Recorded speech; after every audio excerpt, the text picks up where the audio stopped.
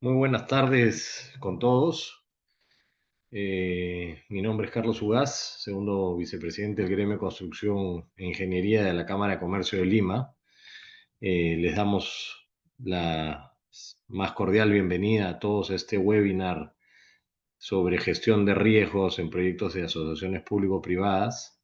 Tenemos un panel de lujo, la verdad, con expertos y profesionales que dominan cada una de las materias que van a ser tratadas durante la siguiente hora y media, pero voy a ceder la palabra a la doctora Romina Segura, socia del estudio Checopar, quien será la moderadora de este webinar para que haga la presentación correspondiente de los expositores y de los temas que van a ser tratados por cada uno de ellos. Espero que este webinar sea de su interés y que colme sus expectativas. Sin más, los dejo con Romina. Muchas gracias. Muchas gracias, Carlos, por la bienvenida, por las palabras de bienvenida. Efectivamente, el tema que vamos a abordar, como bien comentas, es la gestión de riesgos en proyectos de APP. Y como antecedente, es muy importante destacar que en octubre del 2024 se publicó una actualización del Plan Nacional de Competitividad y Productividad. ¿Y por qué es relevante este tema en este momento? Porque precisamente no solo actualiza el plan, sino que además incorpora 7 nuevas medidas relacionadas al objetivo prioritario 1, que es reducir la brecha de infraestructura en nuestro país. Dos de esas medidas, bastante relacionadas con el tema que vamos a tocar el día de hoy en el webinar, justamente es mejorar y fortalecer la gobernanza en proyectos de asociación público-privadas o APP, y también facilitar la inversión en infraestructura aplicando un enfoque de gestión de riesgos. Entonces, estas medidas que serían la 4 y la 5 de estas 7 que estarían publicadas en el Plan Nacional de Competitividad y Productividad, que tienen un horizonte del 2024 al 2029, hacen relevante que hoy, en el 2025, estemos abordando este tipo de herramientas como sería la gestión de riesgos en proyectos de asociación público-privada.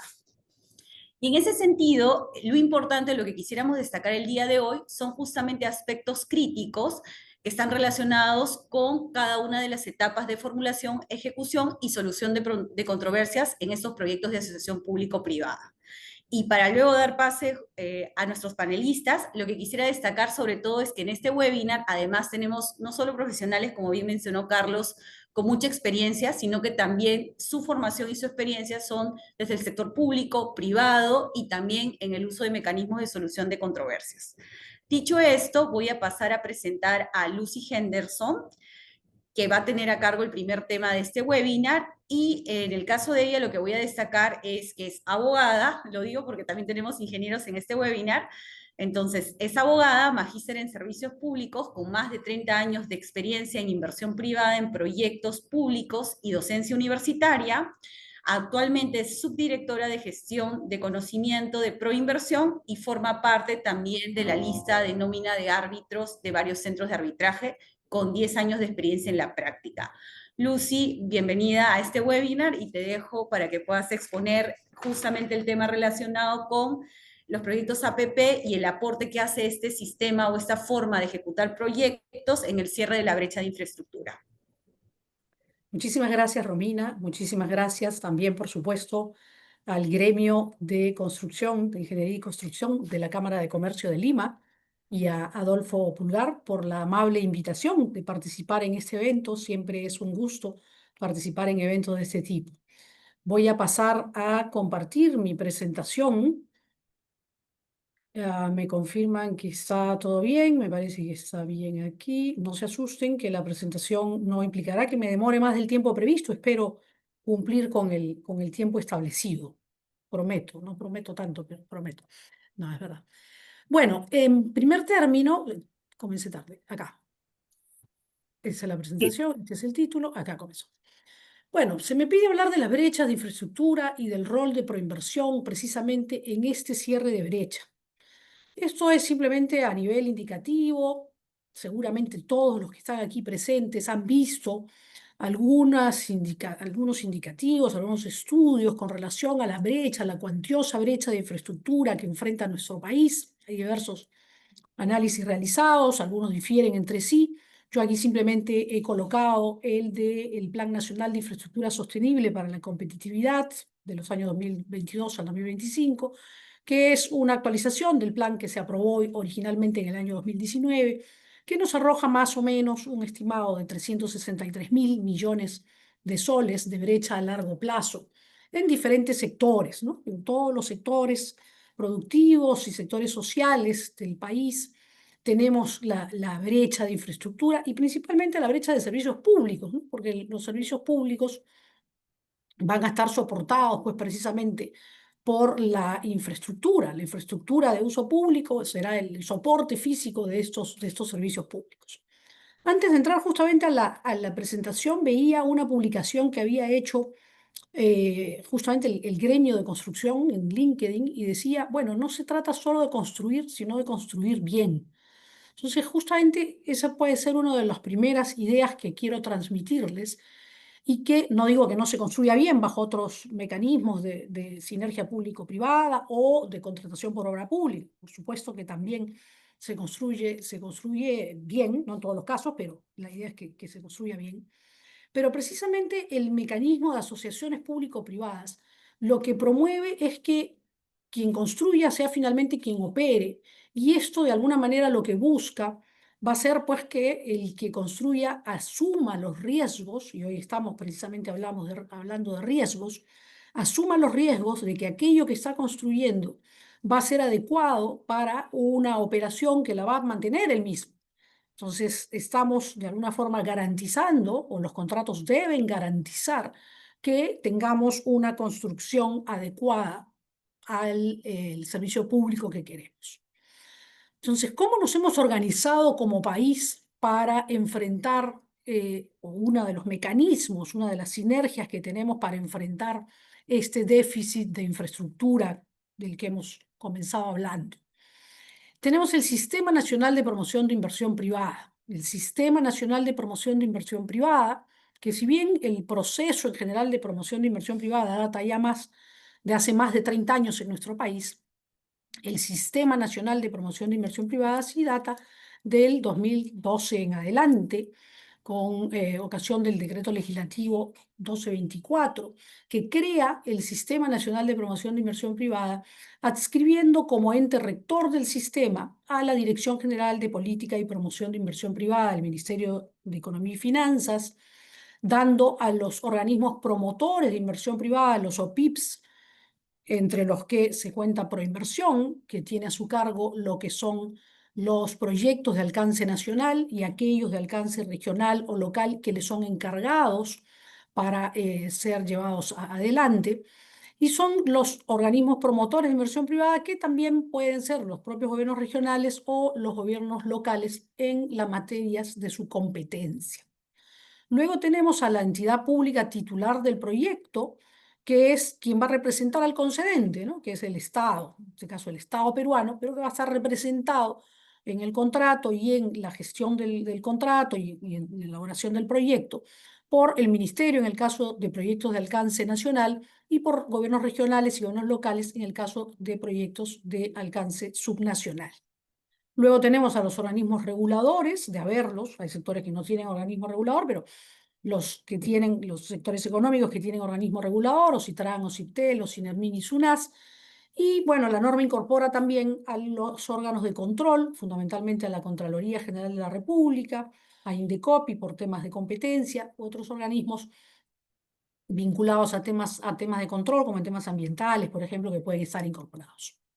Entonces, ¿qué hace Proinversión? Me piden que comente qué hace Proinversión orientado a este cierre de brechas. Bueno, Proinversión, como agencia de promoción de la inversión privada, promueve la inversión privada mediante este mecanismo de asociaciones público-privadas, mediante el mecanismo de proyectos en activos, que no es el foco del webinar de hoy. Sin embargo, como seguramente saben, es también un mecanismo de colaboración público-privada, pero en el que no hay esa distribución de riesgos, que es el eje fundamental de la presentación y el eje fundamental de los temas que estamos viendo hoy, ¿no? Entonces, hoy nos enfocamos en asociaciones público-privadas, solamente mencionar proyectos en activos y también obras por impuestos, pero nos quedamos con asociaciones público-privadas, orientadas, como decía, al cierre de brechas de infraestructura Y también a fomentar la descentralización, porque la idea es que los proyectos que no son del gobierno nacional, sino son de gobiernos subnacionales, los lleven adelante los propios gobiernos.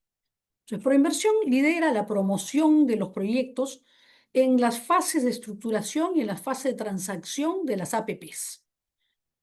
Como seguramente saben, o si no lo saben, lo presentamos aquí, la estructuración de una asociación público-privada se despliega de acuerdo al marco normativo vigente, Decreto Legislativo 1362, y su reglamento. Conviene mencionar que han sido muy dinámicas o vienen siendo muy dinámicas las normas en materia de APP, y ahora justamente voy a hablar brevemente de una gran novedad en estos días. Ha ido variando, así que lo que les comento es lo que tenemos a hoy. De repente dentro de un mes, de repente dentro de algún tiempo tenemos algunas otras novedades. Podría ser que sí, parece ser que van a haber nuevos cambios, pero esto es lo que tenemos hoy, ¿no? Tenemos 5 fases para la estructuración de las asociaciones público-privadas: la fase de planeamiento y programación, en la que se identifica, como su nombre lo indica, qué proyectos quiere hacer un gobierno o el representante del Estado, sea gobierno nacional, regional o local, qué proyectos bajo modalidad de asociación público-privada considera que puede poner en su cartera, ¿no? Todavía tiene un análisis bastante pequeño, digamos, no tiene un análisis muy profundo, y genera el informe multianual de inversiones en APPs. Luego viene la fase de formulación, y aquí un mensaje muy importante. El día de ayer se ha publicado la Directiva 001-2025-EF, un número algo más, pero eso es lo importante, que aprueba los lineamientos para la formulación de asociaciones público-privadas. Yo en lo personal felicito la publicación, la emisión de esa directiva, porque de alguna manera acoge algo que veníamos diciendo desde la óptica de Proinversión, o lo personal también desde mi faceta de profesor universitaria en estos temas, de que no me hacía mucho sentido, me hacía ruido que los proyectos cofinanciados en materia de asociación público-privada pasaran por todo el ciclo del proyecto, del INVIERTE, del anterior SNIP, del actual sistema de gestión de inversiones, para que luego esto fuese únicamente referencial y sea el privado el que asuma el riesgo de diseño, ¿no? Entonces, oye, me has dado exactamente el detalle de cómo hacer el proyecto, pero al final el riesgo de diseño es tuyo. Algo no conversaba mucho ahí. Entonces hay quienes decíamos, oye, debe haber algo diferente con relación a lo que es un proyecto de APP, que no sea necesariamente la formulación tradicional de un proyecto de inversión que se va a hacer por obra pública. Entonces, ayer, así del libro publicado, se han incorporado unas fichas de proyectos para la formulación de estos. Todavía la norma, como les digo, está recién publicada, estamos analizándola, seguramente saldrán muchas dudas y muchos comentarios luego, pero creo que es muy importante esa parte. Y bueno, y Proinversión participa en la parte de estructuración y en la transacción, donde ya se va a diseñar el proyecto como asociación público-privada y donde se va a dar la apertura del proyecto al mercado, donde va a haber la interacción con el mercado, con los postores, donde vamos a tener las diferentes versiones del contrato, la versión inicial, la versión final del contrato. Se va a adjudicar, se va a suscribir para luego entrar a la fase de ejecución contractual a cargo ya del gobierno, de la entidad pública titular del proyecto correspondiente, y con Proinversión, que también va a tener a su cargo lo que es el cierre financiero en los proyectos que ha llevado adelante, o lo que son las adendas en aquellos proyectos que ha llevado adelante por el momento. Esas son las funciones que tiene Proinversión, con además el organismo regulador y la entidad pública titular del proyecto. Proinversión, en sus 23 años de vida institucional, ha llevado a cabo 213 proyectos adjudicados, de los cuales 107 son proyectos de asociación público-privada, con un monto de inversión estimado de 35.600 millones, 35.600 millones de dólares de inversión. Entonces creo que contribuye al cierre de brecha. Miren, estoy pero así exacta con el tiempo. Creo que viene contribuyendo al cierre de brecha, y retomo lo que dije al comienzo, ¿no? No solamente se trata de construir, no solamente se trata de tener obras que lamentablemente a veces terminan siendo obras paralizadas, obras que no cumplen su cometido, sino que estas obras estén orientadas no solo al cierre de brechas, sino a una satisfacción de los servicios, de las necesidades de la población y a la mejora de la calidad de vida de los ciudadanos, que es lo que realmente ellos o todos nosotros nos merecemos. Muchísimas gracias por escucharme. Gracias a ti, Lucy, por excelente aporte, sobre todo por este tema de la directiva recientemente publicada con los lineamientos de la formulación para estos proyectos de APP y el aporte que has hecho y el tiempo adecuado. Ahora vamos a pasar justamente a propósito de las etapas del ciclo de proyecto, vamos a entrar con un aspecto importante de la gestión de riesgo, que es justamente este tema relacionado con el tema de predios e interferencias, que es parte de lo que normalmente o regularmente afecta a proyectos de infraestructura. Para este tema tenemos a Víctor Vaca. Víctor Vaca es of counsel en Garrigues, con sólida trayectoria en contratación pública y asociaciones público-privadas y actúa como árbitro en diversos centros. Además, es profesor ordinario principal de Derecho Administrativo en la Universidad de Piura.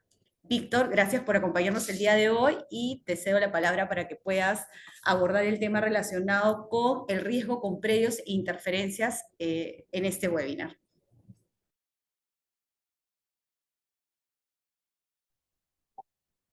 Gracias, por la invitación que me permite estar aquí y además compartir panel con, pues, por un lado, con buenos amigos y con personas a quienes siento el mayor de los respetos profesionales e intelectuales. Para hablar además de uno de los temas que en la práctica siempre ha sido más complicado en la ejecución, suponiendo el tiempo, perdóname, de los proyectos de asociación público-privada en nuestro país, como es el problema de la gestión de los riesgos prediales.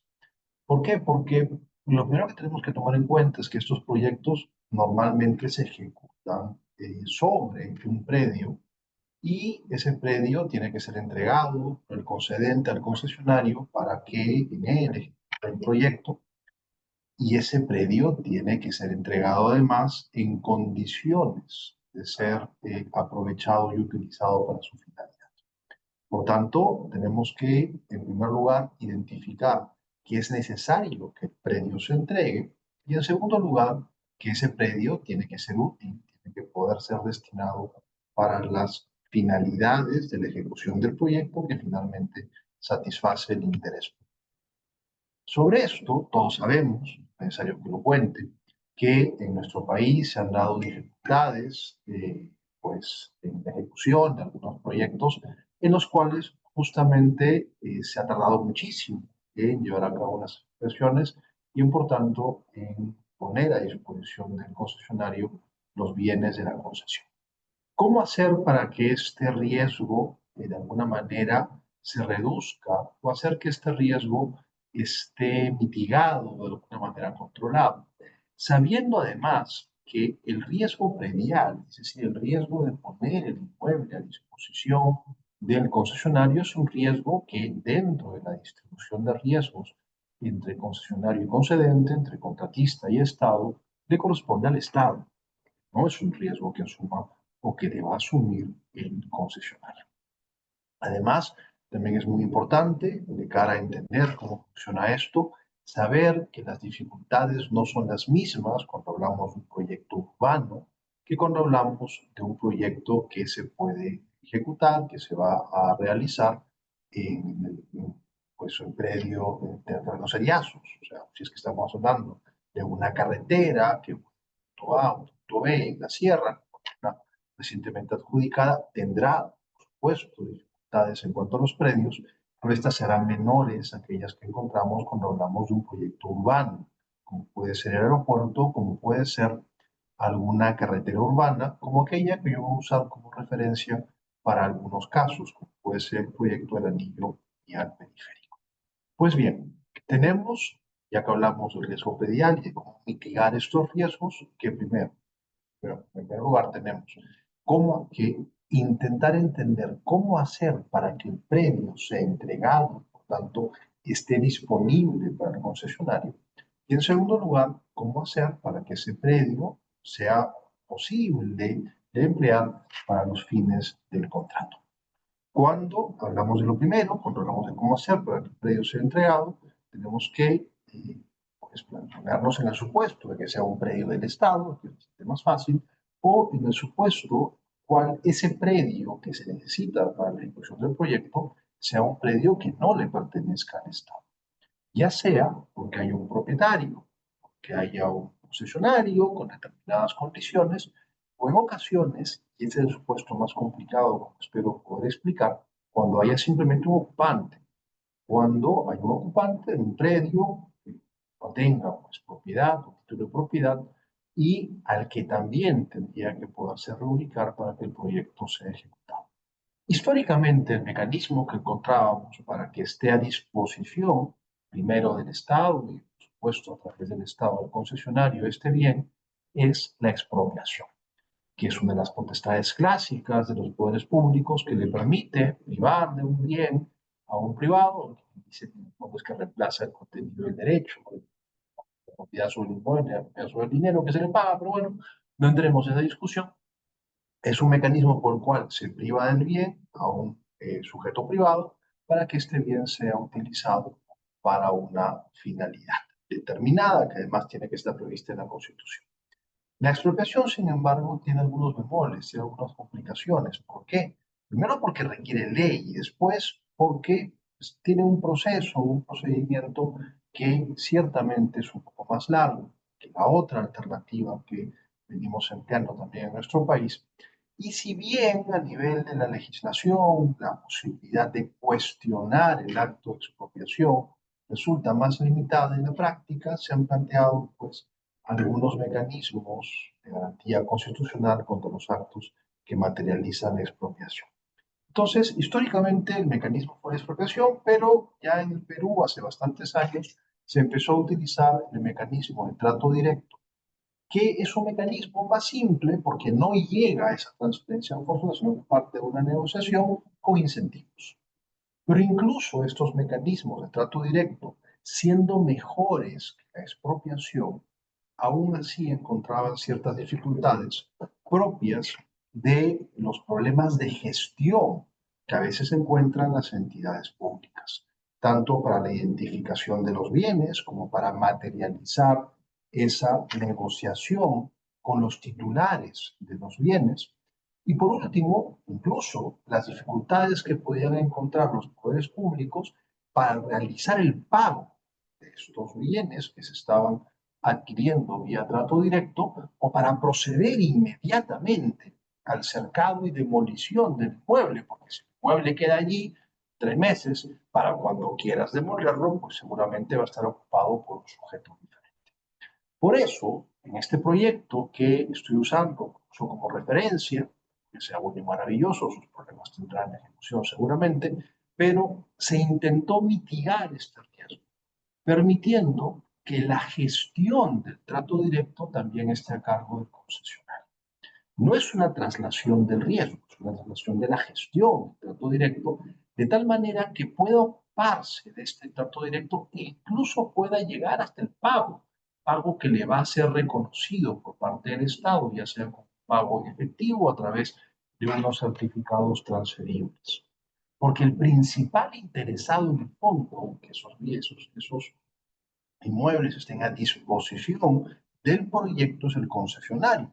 ¿Por qué? Porque si vemos bien los incentivos que cada quien puede tener y el concesionario no va a cobrar hasta que el proyecto no esté plenamente en funcionamiento, pues tiene interés en que esos bienes estén a su disposición para poder concluir con el proyecto y empezar con su explotación. Por tanto, este es un mecanismo que se ha planteado, esperemos que salga bien, para la mitigación del riesgo de tener el inmueble. El otro gran problema que hemos tenido históricamente es que estos bienes muchas veces no son de propiedad de quien los ocupa. Y también hay que prever los mecanismos de reubicación o reasentamiento. Más aún cuando las normas respecto de esos sujetos suelen ser bastante restrictivas en cuanto a aquello que se les puede reconocer. De allí que, y esto es una práctica que ya se ha venido implementando en nuestros países hace algún tiempo, se permitan mecanismos de reubicación de esos sujetos, los pasivos, que no son de la expropiación, pero sí de la reubicación, a fin de que puedan obtener una vivienda de protección social, una vivienda con unas características seguramente mejores que aquella que venía ocupando y que además le van a permitir mudarse a una zona similar. Por supuesto, la expropiación sigue siendo el último recurso y está allí, pero Mediante estos mecanismos se debería lograr que ese inmueble esté más rápidamente a disposición del concesionario. Y una vez que esté a disposición de él, ¿cómo hacemos para que pueda emplearse? Porque tenemos el inmueble, no tiene tuberías de Sedapal, tiene redes eléctricas. ¿Cómo hacemos para que ese terreno pueda en la práctica ser utilizado? Y ya hablamos de la liberación de interferencias, que es otro gran problema en la práctica, porque la responsabilidad para la liberación de interferencias sigue correspondiendo al concedente. Y es más, es el concedente quien puede vincularse tanto con el titular de esa infraestructura, como también con el regulador. Históricamente siempre ha sido así. En este contrato, y esto ha sido trasladado a finales del año pasado también a la legislación, se permite una mayor interacción por parte del ejecutor del proyecto, el concesionario, respecto tanto del titular de la infraestructura necesaria para liberar la interferencia, como a lo largo de la ejecución de esta liberación de la interferencia, ya sea revisando los proyectos de liberación de la interferencia, ya interactuando tanto como con concedente como también con el titular de esa infraestructura e incluso con el regulador. Nuevamente, aquí se le da, y con esto termino ya, una mayor participación al concesionario que, insisto, si bien no es quien asume el riesgo de la liberación predial, es quien quiere que esté todo listo. ¿Para qué? Para aprovecharse, para explotar el proyecto del cual obtiene su remuneración. Nada, muchísimas gracias. Espero no haber repasado el tiempo, Romina. No, está Gracias. perfecto.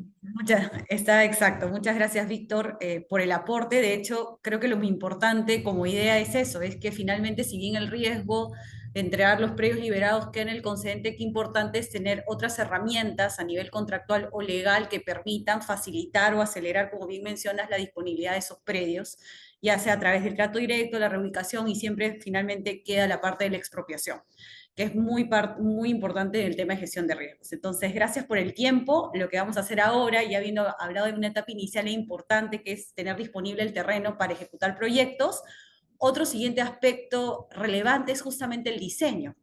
Y en este caso, para efectos de hablar del diseño, voy a presentar a Úrsula Mora, que además es ingeniera, con lo cual comenzamos a tener más variedad de los profesionales que nos acompañan el día de hoy. En este caso, Úrsula es ingeniera civil con más de 24 años de experiencia en diseño, construcción, gestión y dirección de proyectos e ingeniería y medio ambiente a nivel nacional e internacional. Úrsula también tiene maestría y actualmente lidera la gestión de contratos LATAM en el grupo TIPSA, firma global de ingeniería y arquitectura. Y en este caso, Úrsula nos va a hablar justamente sobre la importancia del diseño e ingeniería en estos proyectos de asociación público-privada. Úrsula, te cedo la palabra para que puedas empezar tu exposición. Muchísimas gracias, Romina, también al Gremio de Construcción e Ingeniería de la Cámara de Comercio de Lima y al doctor Adolfo Pulgar por este espacio que nos permiten un poco contribuir al desarrollo de nuestro país, ¿no? Yo, sin más preámbulo, voy a compartir un poco mi exposición. Va a ser un reto, definitivamente, hacerlo en 10 minutos, ¿no? Pero vamos a ver cómo lo hacemos de manera proactiva. Bien, como bien lo dijo Romina, hay una parte importante dentro de las fases, ¿no?, del ciclo de vida de un proyecto en las APP, ¿no? Proinversión define el ciclo de un proyecto bajo la modalidad de APPs en 5 fases, ¿no? Formulación, planeamiento, programación, formulación, estructuración, transacción, y luego la ejecución contractual en la que nosotros definimos el diseño y la ingeniería, la construcción, la operatividad, ¿no?, y el mantenimiento y la transferencia al estado de esa obra, ¿no? Entonces, en ese sentido, la fase de diseño no es solamente etapas técnicas, ¿no? En realidad es la columna vertebral para poder gestionar todos esos riesgos y contribuir precisamente al éxito del proyecto, ¿no? El diseño en realidad es una pieza central no solamente de coordinación técnica, ¿no? No solamente vemos gestión técnica, sino también contractual y finalmente económica financiera, ¿no? Marca, por ejemplo, el diseño de los entregables y aquellos hitos que tienen que cumplir los actores, digamos, el concesionario para poder cumplir con su contrato, ¿no? Si la coordinación falla, evidentemente aparecen justamente esos riesgos que vamos a analizar un poco ahora con lo que continúa, ¿no? En sí el diseño, como bien lo conocemos, sabemos, muchos de los que estamos acá sabemos cuáles son los riesgos que realmente aborda la ingeniería, pero no solamente son los riesgos técnicos, sino también aquellos riesgos de interactuar con los diferentes actores que hay dentro de un proyecto, ¿no? Estos riesgos realmente necesitamos un esfuerzo colaborativo entre las partes para poder contribuir a que estas necesidades tengan, digamos, sean relevantes dentro de un enfoque integrado y proactivo, ¿no? Hay que anticiparnos a un bosquejo, involucrando todas las disciplinas, los actores claves, aplicando controles rigurosos dentro de la ejecución contractual, ¿no? BIM, revisiones cruzadas, validaciones, permisos, en fin. ¿Para qué? Para reducir justamente esas incertidumbres y evitar los retrabajos que suelen tener los proyectos, ¿no? Y que finalmente lo hacen costoso y así, de esa manera, poder asegurar que el proyecto de APP no sea viable, rentable en el tiempo y que sea sostenible a largo plazo. Pero ¿quiénes deben interactuar durante ese diseño? Como bien se ha dicho, o como bien lo digo, no, hay un esfuerzo colaborativo detrás de cada uno de los actores, desde el concedente hasta otros stakeholders, ¿no? El equipo no es solamente dejar al equipo de ingeniería haciendo la ingeniería, ¿no? Sino que hay que alinear todos estos intereses desde el inicio, ¿no? del diseño. ¿Para qué? Para que más adelante se puedan tomar las decisiones correctas, ¿no? Porque finalmente quienes son los afectados son los que van a operar o los que van a construir, ¿no? Entonces, solo integrando a todos estos actores desde un primer bosquejo es que vamos a tener un diseño robusto, con riesgos técnicos, legales, contractuales y financieros mitigados, con quien mejor los puedan administrar, ¿no? Por ejemplo, un ejemplo en donde nosotros hemos sido diseñadores ha sido en la línea 2 del metro. Muchos conocemos cuáles han sido los problemas. Bien, han mencionado anteriormente, Víctor, el tema de los predios, de las interferencias. Aquí también tuvimos muchos de esos problemas, ¿no? Y solamente integrando a los actores es que hemos podido lograr superar, digamos dicho, a pesar de todos los problemas que hubo, ¿no? Y de hecho, estas lecciones aprendidas que hemos tenido en estos proyectos grandes, de gran envergadura, es que nos han hecho a nosotros, por ejemplo, en el caso del diseñador, tener esas previsiones luego para futuros proyectos, ¿no? Igual la curva de aprendizaje ha sido larga, ¿no? Y nos permite a nosotros de una u otra manera poder abarcar dichas lecciones aprendidas y aplicarlas en los siguientes proyectos. Uno de ellos, por ejemplo, es el anillo vial periférico, en donde también estamos diseñando el tramo 1 y 3, ¿no? Y aquí no solamente es diseñar, sino hemos tenido que realizar ingeniería de valor para poder, digamos, proponer, digamos, soluciones que se adapten al contrato que tenemos, ¿no? Hemos tenido que hacer las revisiones estándares y requisitos contractuales respecto al diseño que vamos a proponer, integrando esa planificación urbana de transporte, ¿no? Que hay, alineando justamente los planes urbanísticos, la zonificación, los sistemas de transporte público, en fin, muchos elementos que son cruciales para tener un diseño que se adecue al contrato de concesión, ¿no? Y también al constructor. Acá tenemos al concedente, al constructor, al diseñador y a todos los actores, no solamente los que van a entregar materiales, los que van a hacer predios, interferencias, el estudio de impacto ambiental, en fin, son muchos factores y muchos elementos que se definen dentro de un diseño, ¿no? Como les digo, no solamente es que dejes al diseñador haciendo diseño, sino que tiene que haber una interacción de todos para apoyar justamente ese diseño y que sea construible y operable en un tiempo. Pero ¿qué debe ocurrir para que este diseño se gestione justamente esos riesgos en un proyecto de APP? Yo digo mucho, tiene que haber sí o sí la integración temprana del diseño, la construcción y la operación. Se debe asegurar, evidentemente, la funcionalidad que debe haber en un proyecto contando con la eficiencia y la viabilidad constructiva. Eso es muy importante, ¿no? De nada sirve que yo diseño algo que no va a poderse construir, ¿no? Y peor, operar, ¿no? Entonces las decisiones correctas se tienen que tomar en etapas tempranas, ¿no? Para que los costos de una modificación al final durante la construcción o durante la operatividad sea mucho menor. También tiene que haber, como les digo, una gestión activa, no solamente de todos, sino preferentemente del concesionario, quien es el que toma las decisiones porque él está llevando su contrato. Aquí no basta solamente dejar al diseñador, ¿no? Contratarlo, sino también gestionar sus riesgos, gestionar sus entregables y de una u otra manera alinear su contrato a las necesidades del proyecto como tal. También tiene que haber una gobernanza técnica clara, ¿no? O sea, tiene que haber un comité técnico de diseño que tome esas decisiones con roles definidos. ¿Para qué? Para poder aprobar internamente los entregables y que luego pasen al concedente. Tiene que haber un flujo y un proceso bien definido, porque de lo contrario, pues ahí empiezan los problemas contractuales entre las partes, ¿no? Tiene que, eso, por ejemplo, en el contrato del anillo periférico vial lo hemos definido correctamente, en un proceso claro, en que todas las partes estén involucradas.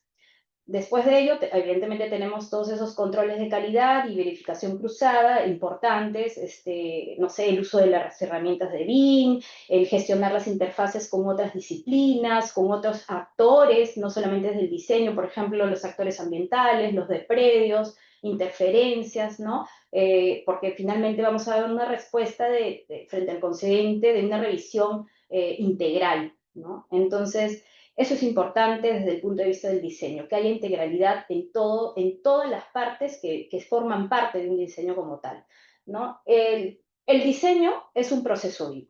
Definitivamente evoluciona según el avance del proyecto y requiere evidentemente mitigar riesgos emergentes, requiere integrar también versiones revisadas de las diferentes fases del diseño, y todos los participantes tienen que contribuir a ello, ¿no? No pueden haber esos errores de, oye, yo hice algo, no lo comuniqué. No, todo tiene que estar integrado en las diferentes actuaciones de los participantes. Esto es un poco, pero como bien decía Lucy en su presentación, ¿no? La infraestructura es el soporte para cubrir justamente las brechas que había presentado, sí. Y también decía que construir no bastaba, sino construir bien. Pero para construir bien, también necesitamos tener un diseño bien. Y para tener un diseño bien, se debe pagar su precio, ¿no? Fíjense que en nuestro país somos de los países, digamos, con menor costo, o sea, pagamos lo mínimo por el diseño. Y eso es precisamente los errores que se cometen cuando no estimamos bien o cuando no le ponemos un precio real al diseño. Y fíjense que nos ha pasado en los proyectos del ANIN, ¿no? Y esto lo muestro de manera esquemática, ¿no? Muchos de los proyectos que se hicieron a nivel de perfil están con un 80% más de lo que realmente sale el estudio definitivo.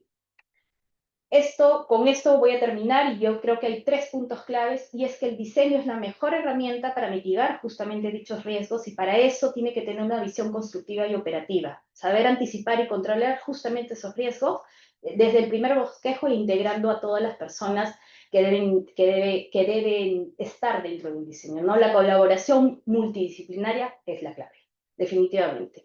Y el diseño, como les digo, es un proceso vivo y debe tener controles rigurosos y la participación de aquellos interesados para la toma de decisiones a lo largo de toda la vida del proyecto.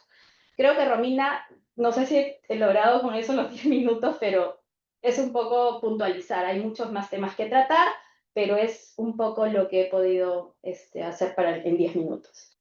No, de hecho, sí, Úrsula, de hecho, a todos los expositores que han intervenido hasta ahora lo han hecho perfecto en tiempo específico, así que muchas gracias, sobre todo por la calidad de los aportes.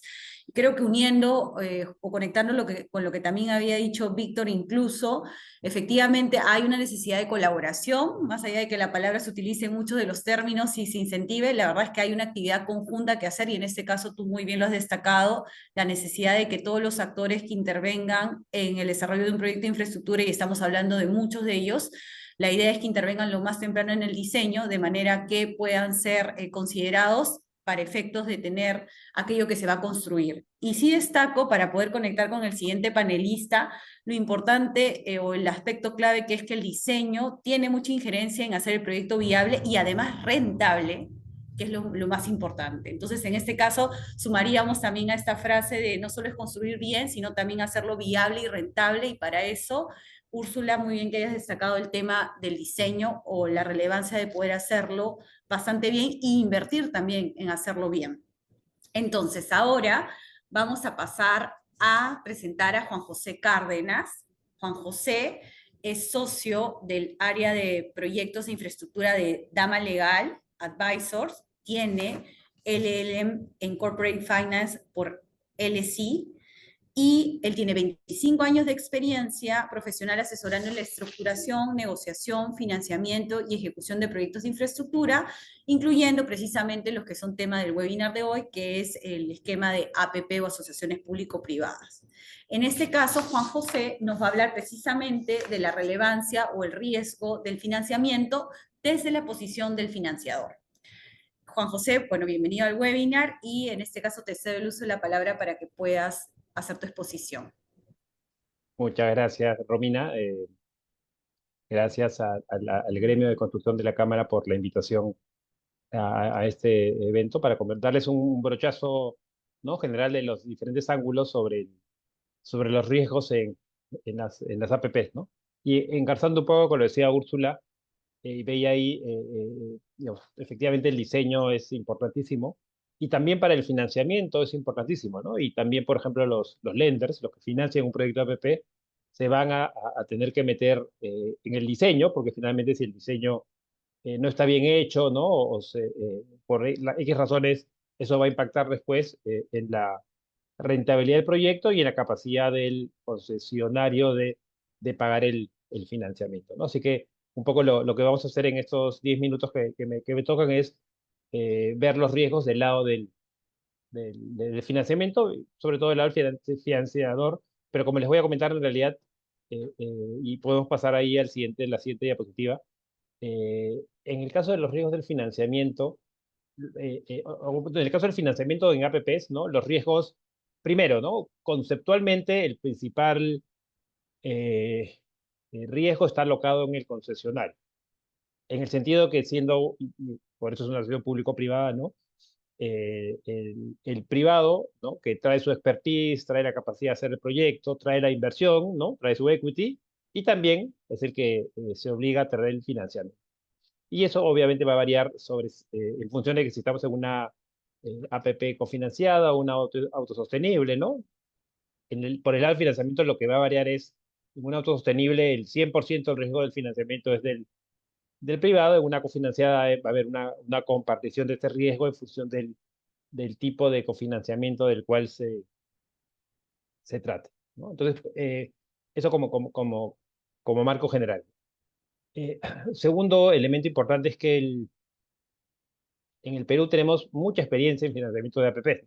Como tenemos mucha experiencia en APPs y las APPs viven de tener financiamiento de proyectos, lo que se llama Project Finance, tenemos mucha experiencia en financiamiento de APPs como país, quiero decir, y eso hace que, a pesar de ¿no?, de los ciclos, ¿no?, y de los momentos de bajada en el sentido de pocas adjudicaciones de los proyectos, sobre todo a raíz del Lavallato, aún tenemos mucho interés de los inversionistas locales y extranjeros, los bancos, fondos de inversión, ¿no?, todas las multilaterales que financian proyectos de tipo. Hay mucho interés en financiar proyectos en el Perú, ¿no? Y hay mucho conocimiento del marco legal, técnico de los jugadores del mercado, ¿no?, que hacen que si un proyecto está bien estructurado, la verdad que conseguir financiamiento no debería ser un problema.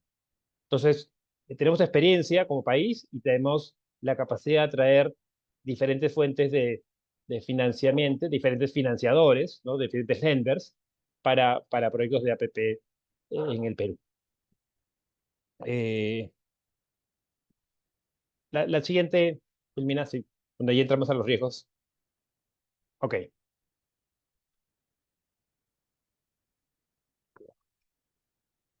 ¿Qué es lo que va a mirar un financiador, un lender, a algún proyecto de APP, cierto? Eh, el, Obviamente, el financiamiento de proyectos, el Project Finance, del lado del financiador involucra conocer el proyecto en mucho detalle, ¿no? Los financiadores de este tipo de proyectos tienen que mapear todos los riesgos que tiene el proyecto, ¿no? Porque todos esos riesgos finalmente pueden tener un impacto mayor o menor en la capacidad de repago que tenga el concesionario. Entonces, hacen un trabajo muy completo los financiadores para conocer todos esos riesgos, ¿no? Y en función de esos riesgos, obviamente, se va uno diseñar la estructura del financiamiento, ¿no? Cuando hablo de estructura va a ser, ¿no?, desde un financiamiento bancario típico, sindicado, con bonos, con garantías. ¿Qué garantías?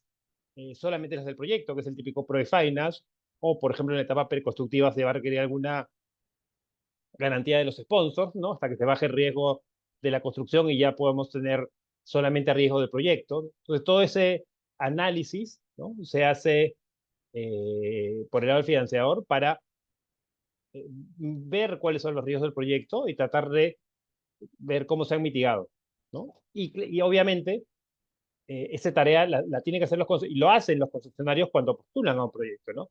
No esperan que el financiador lo haga cuando ya se ganó y recién se busca el financiamiento concreto, ¿no? Si no tienes que hacer como concesionario esa tarea previamente para que el proyecto sea, si lo ganas, sea bancable. O sea, no tiene sentido como empresa privada seria postular a un proyecto y recién después de ganarlo ver cómo lo vas a financiar. Eso no ocurre.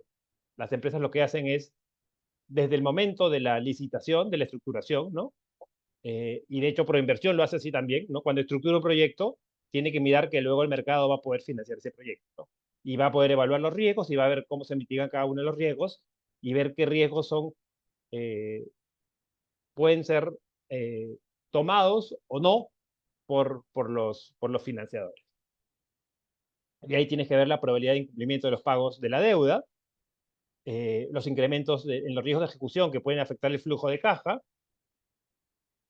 si es que va a haber alguna disminución del valor de la recuperación de la inversión, o si la demanda no va a generar los ingresos que se esperan. Imagínense, tienes ¿no? Es el caso inverso de lo que pasó con el aeropuerto Jorge Chávez. El aeropuerto Jorge Chávez tenía una expectativa de flujos bastante más conservadora cuando se concesionó en el 2001. La realidad fue que creció el flujo bastante más de lo esperado. Obviamente eso generó mayores ingresos y eso es una situación beneficiosa para los lenders y también para el concesionario. Pero si fuera la inversa, ¿no? En los cuales la demanda no responde a lo esperado, puedes estar en un problema como financiador. Entonces, ¿qué otros factores pueden incrementar ese riesgo del lado del financiador? Una estructura financiera débil del concesionario, ¿no? Que no le permita sobrellevar algunos baches en el proceso. Siempre ocurre, las APP son proyectos de largo plazo, pueden tener subidas y bajadas. Los escenarios que se han configurado pueden cambiar, ¿no? Y tener un concesionario con una espalda financiera medianamente fuerte o fuerte es mejor que tener uno con una espalda financiera débil. Proyectos más complejos técnicamente, ¿no? O con riesgos que no han sido adecuadamente mitigados, obviamente también incrementan el riesgo. Hay, como lo decía Úrsula, es mejor gastar bien en la etapa de diseño, ¿no? Para poder tener todos estos riesgos bastante monitoreados, ¿no? Lo barato sale caro, esa máxima que funciona en la vida, funciona en las APP también. Plazos de cierre muy largos, ¿no? En el Perú anteriormente estábamos acostumbrados a tener plazos de cierre financiero bastante largos, porque a veces salían al mercado proyectos que no estaban adecuadamente estructurados porque teníamos y estoy hablando de hace bastantes años, ¿no? De hace 10, 15 años en los cuales las adendas de bancabilidad eran casi una regla. No es el esquema ideal, ¿no? Ya hace varios años eso cambió y hoy día el proyecto, una vez que sale al mercado, debería ser bancable. No requiere una adenda, ¿no? Afortunadamente ha cambiado ese paradigma y ya no tenemos necesariamente como regla general adendas de bancabilidad. Con lo cual el plazo del cierre financiero obviamente ese tipo de proyectos son complejos, el cierre financiero no se consigue en 2 meses, ¿no? Pero deberían ser plazos más cortos que los que de repente manejábamos en el inicio de o en la primera generación de APPs, digamos así. Inseguridad jurídica y cambios regulatorios, obviamente, ¿no? Si tenemos temas que atenten contra la estabilidad jurídica, eso no solamente afecta el financiamiento, no solamente afecta a los financiadores, sino también afecta la posibilidad de que concesionarios serios participen en este tipo de procesos. Y volatilidad entre tasas de interés y tipos de cambio. Estamos viviendo esa situación en este momento, ¿no? El mundo en la parte económica y geopolítica está bastante movido. Eso también puede afectar, yo te diría más que el interés o la capacidad de financiar proyectos, el costo de los proyectos, ¿no? El costo del financiamiento hoy día puede verse impactado por esa volatilidad financiera global. y Romina, ese es como un brochazo general de todos los temas que de un lado del financiamiento hay que ver en este tipo de proyectos como los que estamos acá conocemos.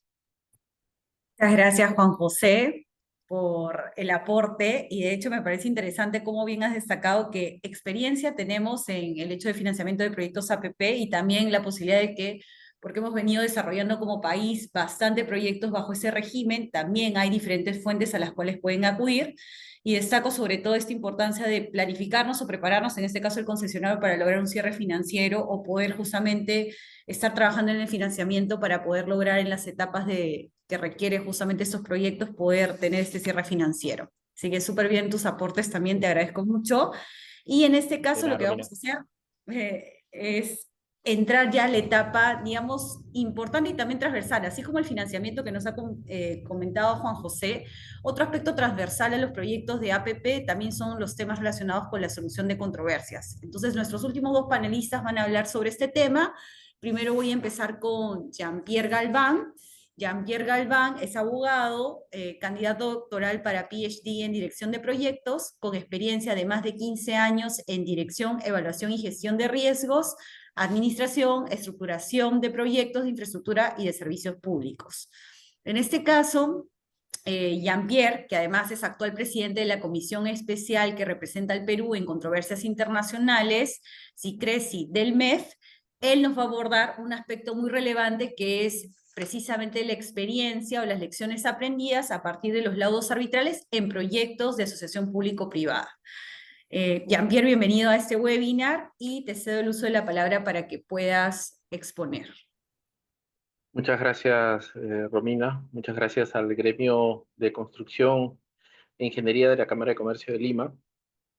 Muchas gracias a Adolfo Pulgar y muchas gracias a todos los panelistas y participantes de este webinar. Primero, quiero hablarles sobre un tema que, aunque muchas veces se considera un simple trámite administrativo, tiene un peso determinante en la sostenibilidad, reputación y legalidad de cualquier empresa. Me refiero a los informes de debida diligencia, o como todos los conocemos, los due diligence. Siguiente diapositiva, por favor. Esto, para poder entrar en concreto, quisiera hacer un breve disclaimer. No sé si puedan poner la siguiente diapositiva. Rápidamente, quisieran que la información que estaré presentando en esta exposición es de carácter exclusivamente académico e informativo. No es una declaración oficial sobre hechos específicos o alguna controversia que esté de competencia de la Comisión Especial del SICRESI y del MEF.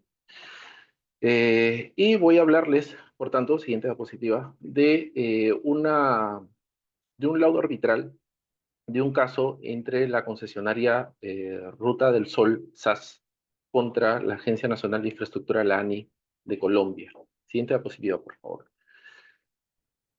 He tratado de buscar un caso que es muy similar, casi idéntico a los esquemas de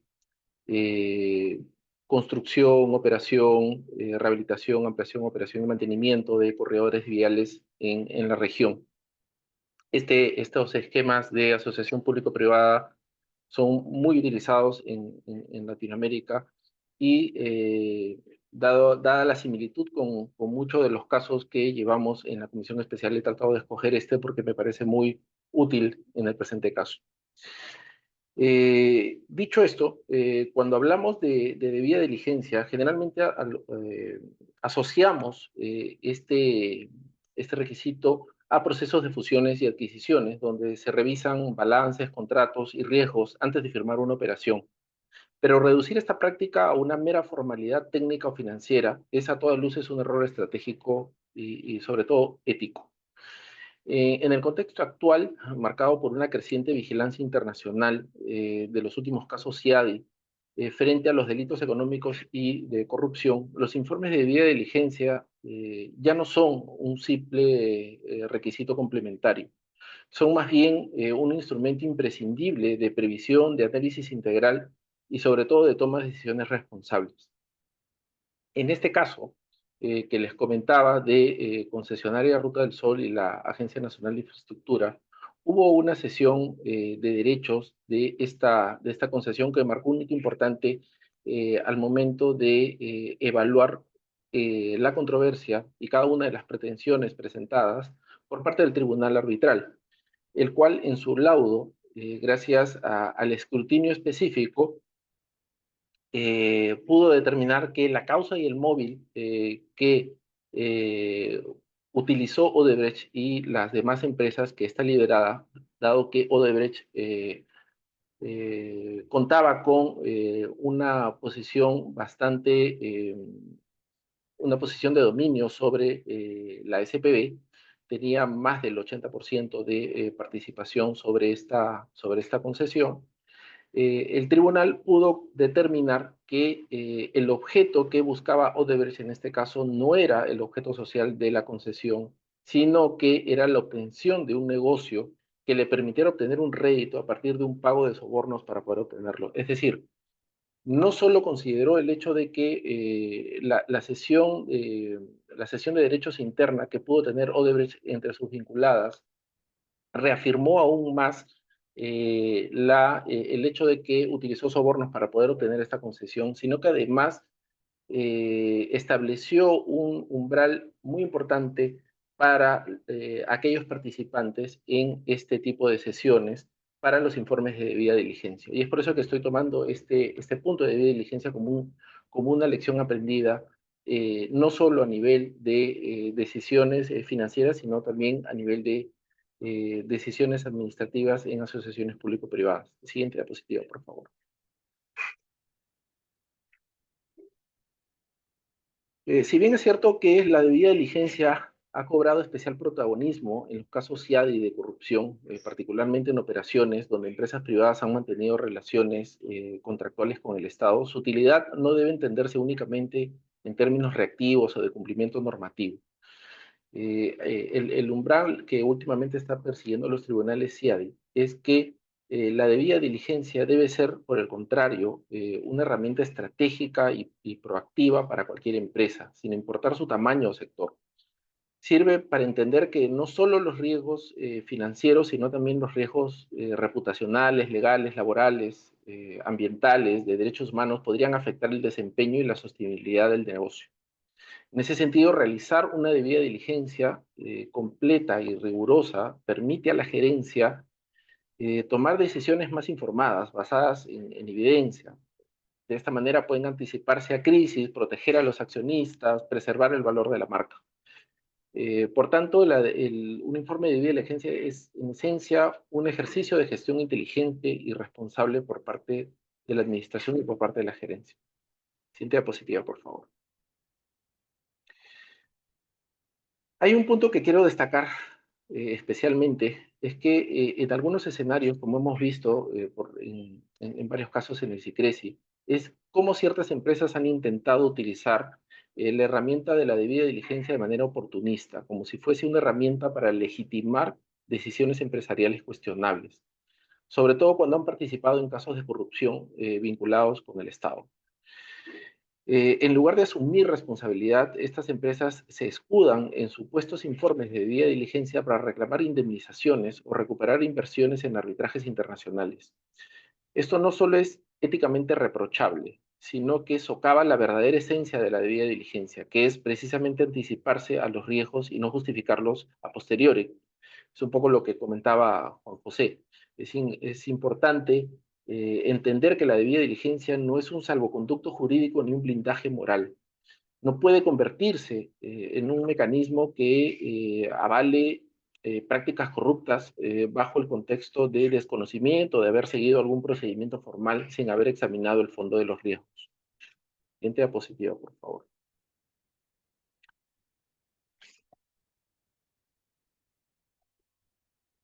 Siguiente diapositiva. Está.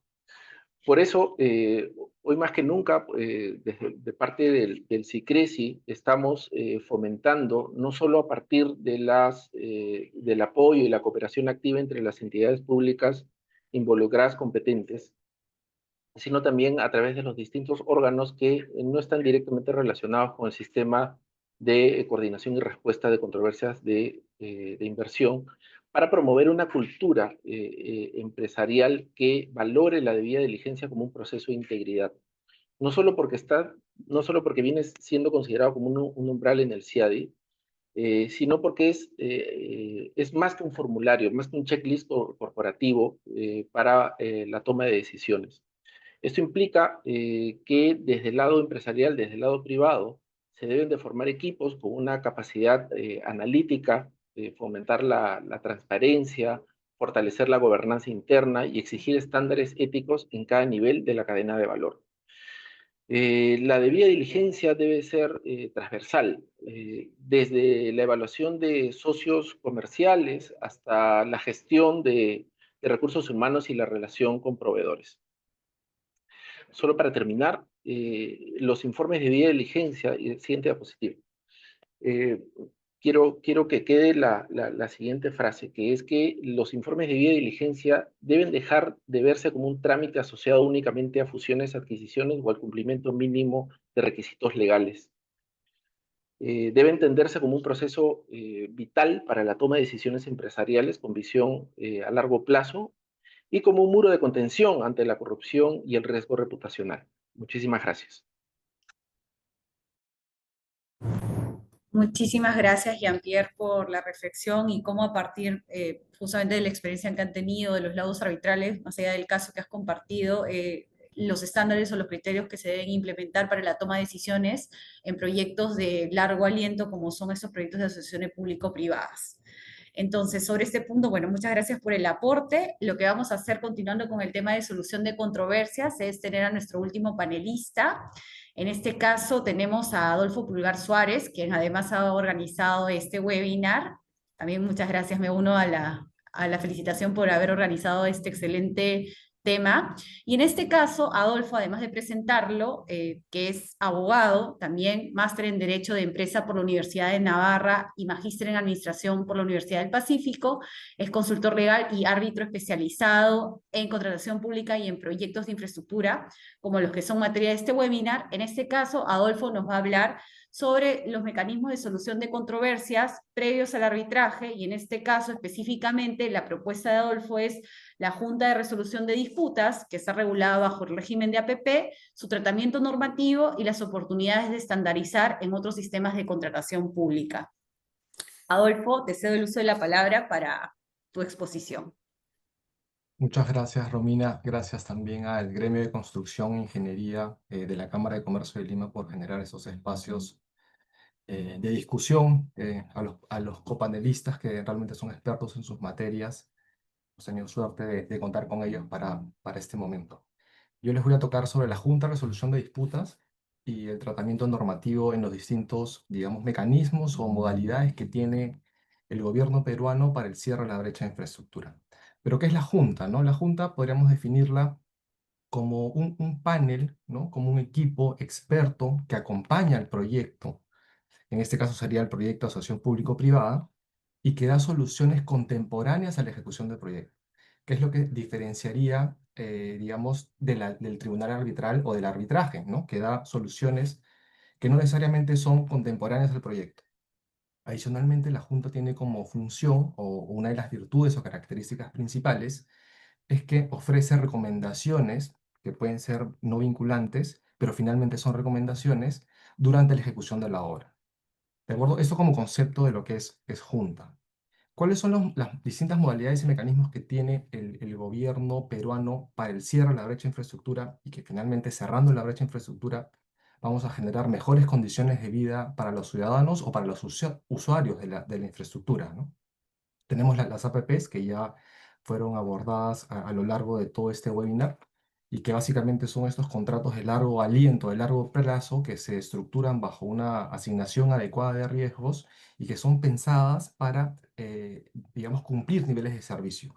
En el marco normativo de APPs sí tenemos a la Junta de Resolución de Disputas, digamos, en la norma.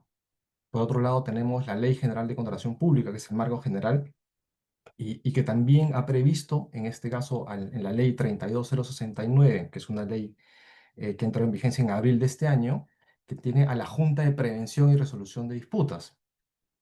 que básicamente, además de cambiarle el nombre de prevención y resolución, porque antes se llamaba Junta de Resolución, hace cierto énfasis en la parte preventiva, ¿no? Que como dije es uno de las fortalezas que tiene este mecanismo, que es el mecanismo de solución de controversias, es un mecanismo de gestión contractual y que ayuda a cumplir los objetivos del proyecto.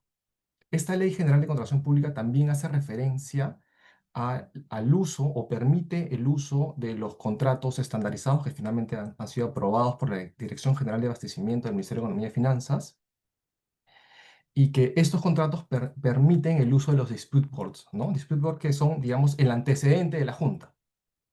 Y esto mismo sucede con los casos de los proyectos especiales de inversión pública y los contratos de gobierno a gobierno. Y finalmente, en obras por impuestos, pues no tenemos en la regulación a la Junta. Por temas de tiempo, solamente voy a tocar tres de los mecanismos o modalidades que tenemos reguladas, que es las APPs, las obras por impuestos y el régimen general de contrataciones. En el caso de la normativa de APPs, que es el primer antecedente que tenemos normativo como Junta, porque se incluyó en una modificación del decreto legislativo 1012. Este decreto legislativo 1012 es el que reemplaza el TUE de concesiones, a lo que nosotros llamaríamos, o he escuchado que lo llaman primera o segunda generación de APPs. En la ley de presupuesto del sector público para el año fiscal 2014, que se publicó el 2 de diciembre de 2013, se incluyó a la Junta como un mecanismo de solución de controversias. Luego hubieron, digamos, distintas modificaciones, ¿no? El decreto legislativo 1224 del año 2015 que deroga el decreto legislativo 1012. Luego tenemos en el 2018 el decreto legislativo 1362 que deroga el decreto legislativo 1224. Luego tenemos el decreto legislativo 1543 de 2022 que hace modificaciones al decreto legislativo 362 y finalmente un proyecto de ley. ¿De acuerdo? Un proyecto de ley que a lo mejor fue el que se estaba refiriendo la doctora Lucy Henderson sobre qué podría ser la nueva regulación de APPs, ¿no? En todos los casos, en la normativa de APP no se concibe a la Junta como un mecanismo obligatorio. En alguno de los casos se da alguna luz sobre si puede o no tener una función preventiva, y eso pasa a partir del decreto legislativo 1224, es decir, hace 10 años más o menos, se deja la posibilidad que el contrato establezca que la Junta pueda tener una función preventiva. Entonces, el esquema de APPs toma a la Junta como un mecanismo básicamente de solución de controversias, no para dar, digamos, soluciones contemporáneas realmente al proyecto a través de recomendaciones, sino a través de decisiones, ¿no? Y decisiones que son vinculantes para las partes. En cuanto a la conformación y designación, digamos, de los miembros de la Junta, en todos los regímenes desde el 2013 hasta el 2022, que es el vigente, se establece que los miembros pueden ser elegidos por las partes o por el centro. En cuanto al monto mínimo, desde el 2015 se establece como monto mínimo de costo total de inversión de 80.000 UITs, y desde el 2022 se permite que el OPIP, que es el organismo promotor de inversión privada, que puede ser Proinversión u otro, digamos, de ámbito nacional o subnacional, para que sustente que se puede aplicar la Junta para contratos con costo total de inversión menores a los 80.000 UITs. Como dije hace un momento, la decisión es vinculante para las partes, sí, se reconoce como decisión vinculante. Y un tema a destacar es que no se le considera como un presupuesto de arbitrabilidad. Y eso lo vamos a ver con casos de contratos que han sido suscritos o adjudicados por Proinversión en el último trimestre de este año. ¿De acuerdo? ¿Y qué está excluido? Cuando se trata de controversias internacionales de inversión, de acuerdo a la ley 28933, cuyo presidente acabamos de escuchar. Ok. En el caso de Oxy o de obras por impuestos, pues no tenemos ningún tipo de regulación. O sea, la norma no nos dice si la Junta es obligatoria, si tiene función preventiva, no habla sobre la conformación y designación, no nos da señales sobre el monto mínimo del contrato y sobre el carácter de la decisión. En cambio, en el régimen general de contrataciones sí hemos tenido distinta regulación. Por ejemplo, en la ley 30225, que es del 2014, que se incorpora a la Junta dentro del régimen, digamos, general de contrataciones, se considera la Junta, pero no se le da este carácter de obligatorio. Por eso es que no tuvimos juntas hasta, digamos, después del 2018, donde sí se considera que es obligatoria para los contratos de obra mayores a los 20 millones de soles. Y con la norma vigente, que es la 32069, que además de cambiar el nombre de Junta de Prevención, Resolución de Disputas, reduce este monto de los 20 millones de soles para los contratos de obra a 10 millones de soles y además permite también para que la Junta intervenga en los contratos de suministro que sean mayores a los 10 millones de soles, ¿no? Esto es, en este caso es una Junta facultativa, no es obligatoria, ¿de acuerdo? En todos los casos, en todos los regímenes, desde la creación del 2014 hasta la ley actual, la Junta sí tiene esta función preventiva, que como les digo, es la principal fortaleza o virtud del mecanismo.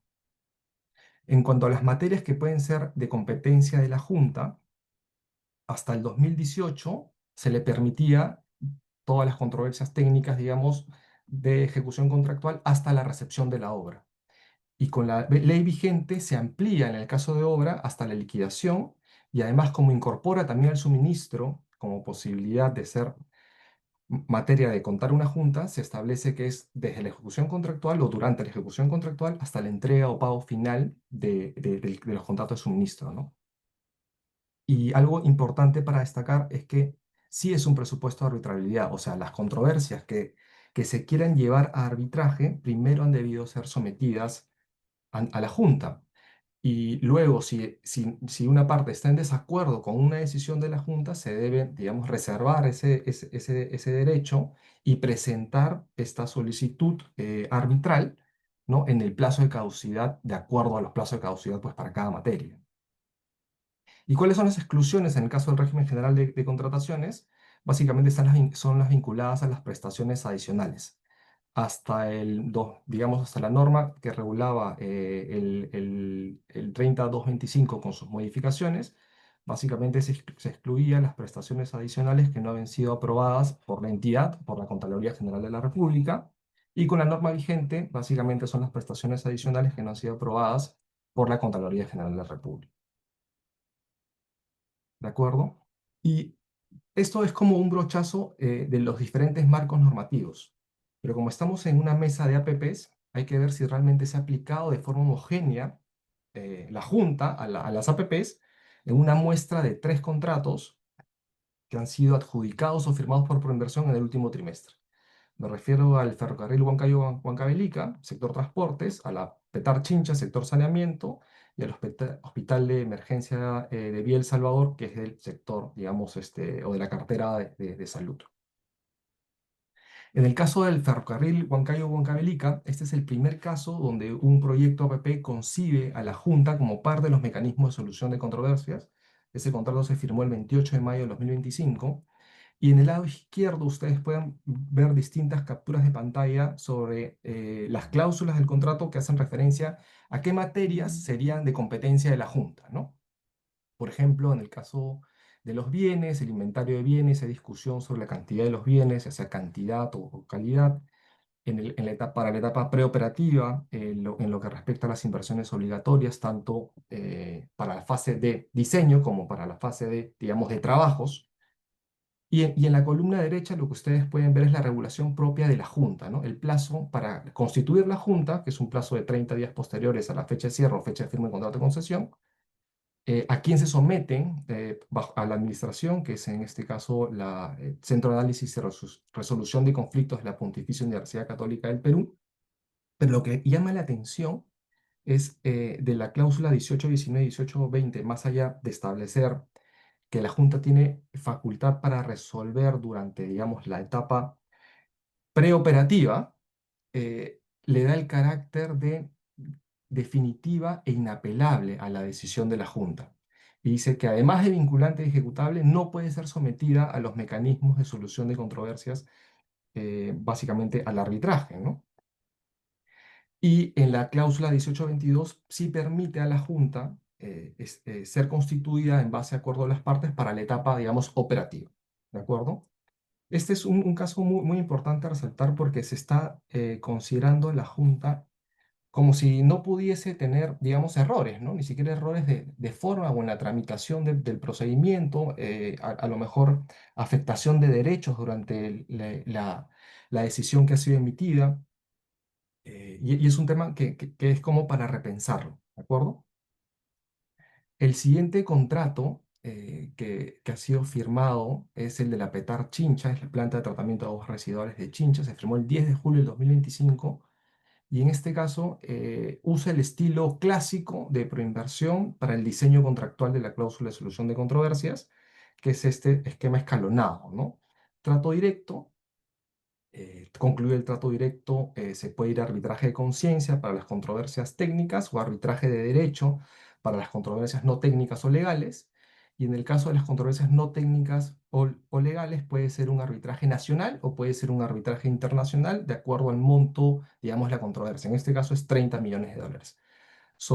Debajo de 30 millones de dólares, pues será a un arbitraje nacional. ¿Ya?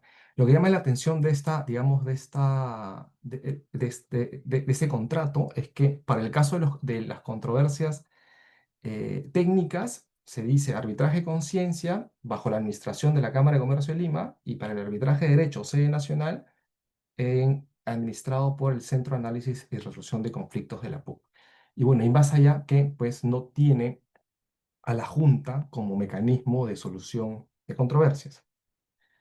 Y finalmente, otro ejemplo es el contrato de operación y mantenimiento del Hospital de Emergencias de Vía El Salvador, que ha sido adjudicado también en julio del 2025, recientemente, y que también tiene este esquema clásico de preinversión de la cláusula escalonada, arbitraje de conciencia, arbitraje de derecho, sede nacional, sede internacional, pero resalta un caso muy particular. Por ejemplo, en la cláusula 1911 incorpora el peritaje como mecanismo de solución de controversias. Y si ustedes pueden ver, también dice que las decisiones del perito son vinculantes y definitivas y no pueden ser sometidas a arbitraje. Entonces, a lo mejor están pensando en algo muy parecido a la Junta, como regularon en el caso del ferrocarril Huancayo-Huancavelica, ¿no? Donde ahí también se permitía tener a la Junta en la etapa operativa. Entonces, aquí las reflexiones que les puedo dar es que, dada esta, digamos, dispersión normativa que he podido, digamos, comentar en el breve tiempo en temas de APPs, en temas de contratación pública general, la idea es darle predictibilidad a los operadores en el uso de la Junta. Se debe evitar la dispersión en la legislación y en el diseño contractual justamente para darles esta predictibilidad. Y la propuesta es generar un marco normativo, digamos, general homogéneo de la Junta. Y ya para finalizar, una propuesta de estandarización para la Junta sería, por ejemplo, ¿no? De acuerdo al atributo o característica, que la Junta sea obligatoria, que tenga el carácter o este rol fundamental que es la función preventiva, que sus decisiones sean vinculantes para las partes, que sea un presupuesto de arbitrabilidad y que sea una junta, digamos, una junta permanente para los contratos de obra del régimen general, para el contrato de obra del mecanismo de OXI y para la etapa preoperativa de los contratos APPs. Y en cuanto a la conformación y designación de los miembros, la propuesta sería que en el caso que la Junta se componga de 3 miembros, que las partes de común acuerdo designen a 2 de ellos y el presidente sea propuesto a las partes por 2 de ellos, y si no se ponen de acuerdo, pues que sea el centro.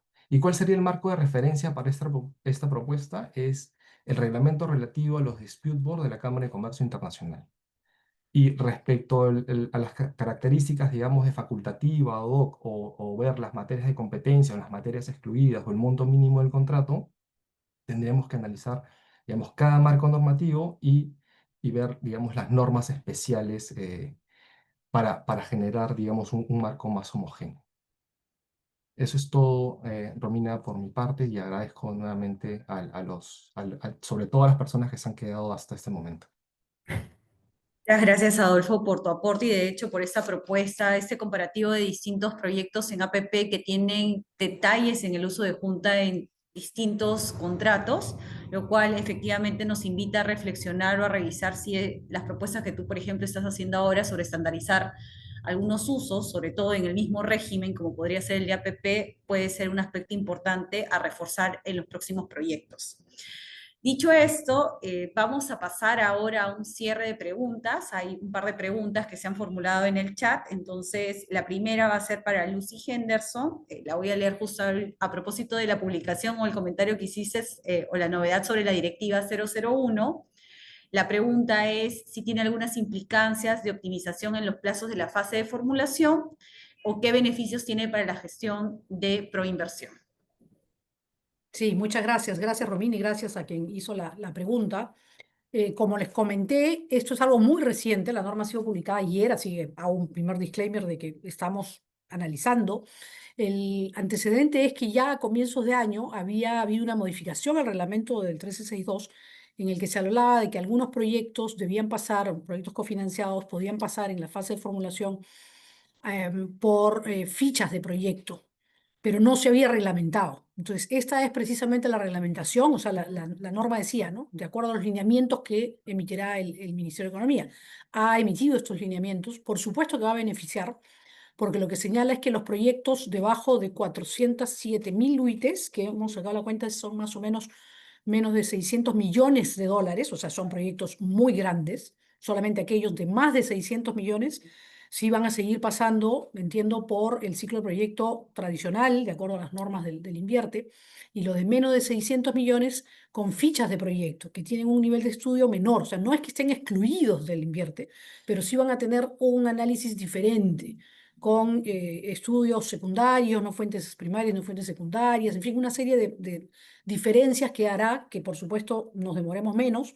Saben que hemos tenido proyectos que se han demorado 10 años en fase de formulación, esperaríamos que con esto no se demore tanto, y también va a servir para la fase de transacción, porque también va a servir, de ejecución contractual, porque también va a servir para ejecuciones nuevas que tengan que hacerse en proyectos que ya han sido que ya están concluyendo su plazo de concesión, ahora que sabemos que hay varios que ya están por terminar su plazo, para nuevas obras también se aplicaría esta norma. Así que la valoro positivamente, creo que va a ser una herramienta importante, todavía estamos comenzando a analizarla y a aplicarla, pero creo que será importante y beneficiosa. Gracias. Muchas gracias, Lucy, por la precisión. Bueno, ahora vamos a hacer una última pregunta y luego le voy a ceder la palabra a Carlos Uás para poder ir cerrando el panel. En este caso, la pregunta que han formulado también es ¿cuál es la relevancia en este sistema de gestión de riesgos el involucrar a la Contraloría General de la República? Y en este caso voy a invitar a Úrsula Mora y también a Víctor Vaca a ver si nos pueden dar algunos aportes o opiniones sobre este punto. Bien, en mi caso yo voy a dar mi opinión personal, ¿no? Respecto a la pregunta si el sistema de gestión de riesgos tenemos que involucrar o no a la Contraloría General, ¿no? Y cuál es nuestra opinión sobre estas funciones de control que realizan, ¿no? Mi punto de vista es que el rol principal de la Contraloría es precisamente asegurar el uso correcto de esos recursos públicos, ¿no? Fiscalizar, hacer el control concurrente y asegurar eso, ¿no? Considero, ¿no?, que no pueden ser ni deben ser parte de esa gestión operativa de los riesgos, ¿no? Porque su rol no es ejecutar ni decidir, es fiscalizar, alertar y controlar, ¿no? Entonces su función es que sí, pueden velar los riesgos que estén identificados, evaluados, gestionados, pero por quienes sí tienen esa responsabilidad, ¿no?, que son justamente los gestores del proyecto, ¿no?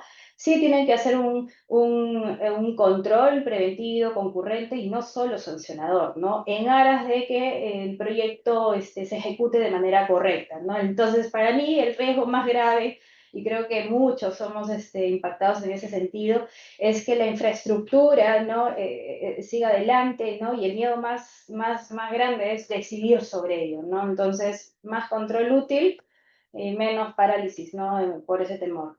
Ese es mi punto de vista. Gracias, Úrsula. Víctor, te sigo, nos comentas. Sí, viene la Contraloría no va a respetar la discrecionalidad de los funcionarios, sabiendo que hay que tomar decisiones sobre la base de la información con la que se cuenta. Eso, pues, muchas veces implica tomar decisiones con información que en ese momento es incompleta y a lo mejor se podría valorar de otra manera distinta 10 años después, pero cuando decide hay que hacerlo con la información con la que se cuenta. Así que cualquier intervención de Contraloría puede facilitar las cosas siempre y cuando se mantenga ese respeto por la capacidad de decisión de los funcionarios y además el área técnica de Contraloría, de ingenieros y demás, no pretenda sustituir a los expertos del sector privado o de la entidad concedente, ¿no? Para eso mejor que lo hagan todo. Sería una alternativa. De acuerdo, gracias Víctor. No sé si alguien más de los panelistas, de repente Adolfo, ¿quieres absolver la pregunta sobre el tema de la intervención de la Contraloría en estos proyectos?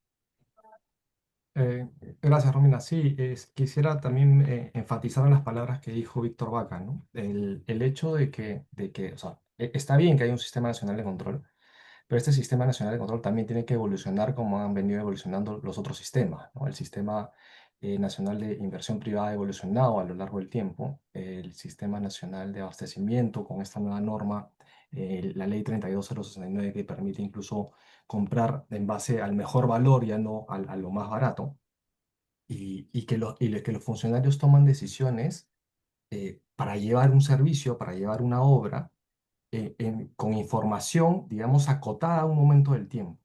Entonces, se debe respetar la discrecionalidad y la información que tuvo ese funcionario para tomar una decisión. Hacer un análisis ex post y decir, esta debió ser una alternativa que es mejor, ya es discutir el fondo que no debería ser parte de, digamos, del rol que debe tener Contraloría. Listo, muchas gracias Adolfo. Y ahora le voy a dar uso Ahí, de palabra. Romina, solo muy chiquito. Y siempre lo Sí, digo, es a un gerente general de una empresa privada, si toma una mala decisión, lo peor que le puede pasar es que lo vote. A un funcionario público, si hace algo mal, toma una mala decisión, estoy hablando de mala decisión. Lo peor que le puede pasar es que lo persigan 15 años y vaya a la cárcel. O sea, no tiene ningún sentido. Eso tiene que cambiar de saque.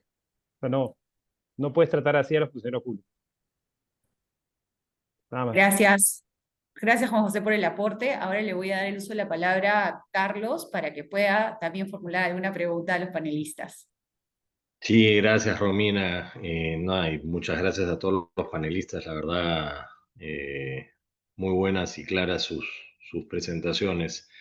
Pero para poner un poquito de nota así de acción, eh, pues los que están viendo este webinar, o sea, sí, pues a veces los webinars son un poco fríos, pues, ¿no? Uno simplemente digamos, escucha las presentaciones y en realidad lo rico es cuando hay debate de ideas. Yo no pretendo generar extender el tiempo de este webinar, pero sí quisiera escuchar una reflexión, porque claro, hemos oído de la experiencia amplia que ya tenemos en la gestión de riesgo de las APPs, los problemas que hemos venido enfrentando en múltiples proyectos, la línea 2, etcétera.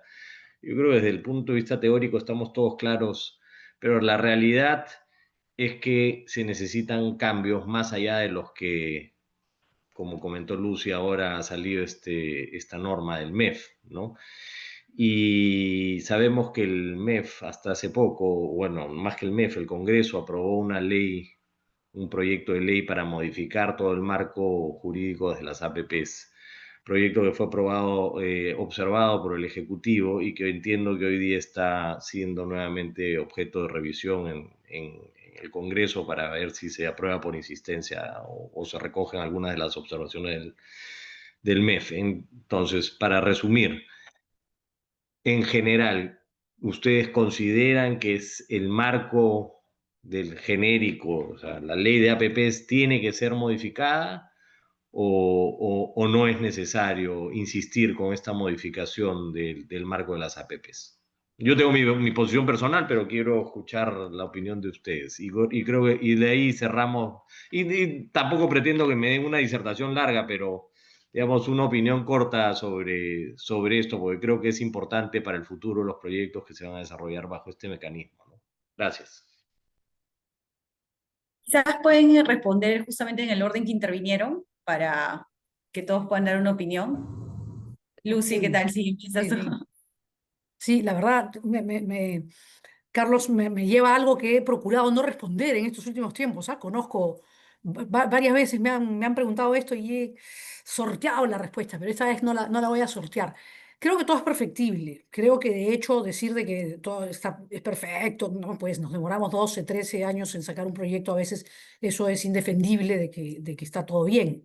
Que hay que hacer cambios, sí. No sé si la ley tiene todo, hay algunas cosas que no me daría el tiempo para decir exactamente qué cosas creo que no me convencen del todo, pero sí hay que hacer algunos cambios, por ejemplo, con relación al empoderamiento de alguien, que podría ser pro inversión, pero el empoderamiento de alguien que diga, ok, ya, no puedes cambiar el proyecto, o sea, no tiene sentido que el proyecto cambie 3, 4, 5, 6 veces cada vez que cambia el ministro, cambia el director general, cambia alguna autoridad de la entidad pública titular del proyecto, cambia el proyecto y hay que volver a comenzar todo de nuevo. Entonces, esa interacción muchas veces hace que los proyectos se extiendan y Proinversión pues simplemente es casi una mesa de partes, ¿no? Que va, ya, sí, me pidieron un cambio, entonces tengo que regresar donde todos, regulador, cambia acá, Contraloría, cambia acá, y eso todas las veces es insostenible. Entonces, eso tiene que cambiar, o sea, tiene que haber, yo a veces me dicen que extraño los tiempos pasados, pero no sé, extraño unas épocas en las que el ex Copri o el inicial Proinversión decía esto se hace así, y más o menos todos, o sea, no digo que no sea democrático, pero alguien tiene que partir la torta, ¿no? O sea, alguien tiene que decir, vamos por este camino. Ya todos opinaron, vamos por ese camino. Esa es mi opinión. Personal, ¿eh? Disclaimer fuera, no es opinión Proinversión, es opinión mía. Muchas Gracias, gracias, Luz. Lucy. Víctor es el siguiente. Gracias. En realidad voy a repetir lo que ha dicho Lucy.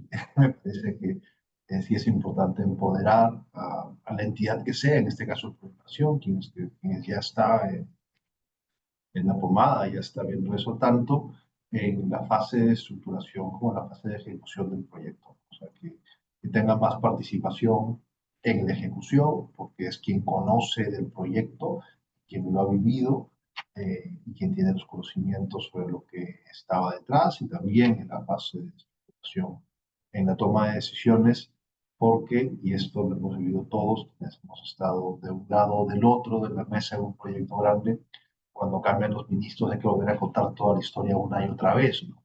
Entonces, claro, cuando son ministros de larga duración, como los teníamos hasta hace unos años, pues no era tan grave, pero cuando cambiaban cada 2 meses, es que había que presentar el proyecto cada 2 meses, y te miraban con cara de, qué interesante, esto es nuevo, pero no es nuevo, lo acabo de contar. Entonces, eso sí, podría ser una forma bueno, podría ser una forma de facilitar que los proyectos no tarden tanto. Gracias, Víctor. Úrsula, ¿tendrás algún comentario sobre la pregunta?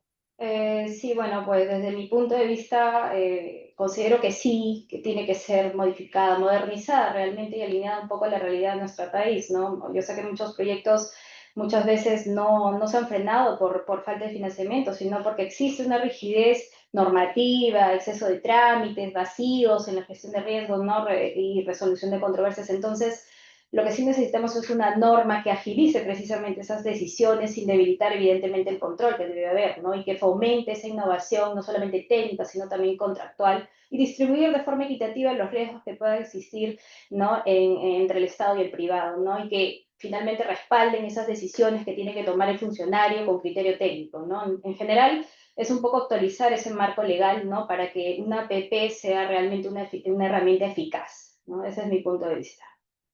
Gracias, Úrsula. Juan José, te tocaría a ti. Sí, yo creo que sería un gran avance que se promulgue la ley, ¿no? La norma que aprobó por insistencia el Congreso, ¿no?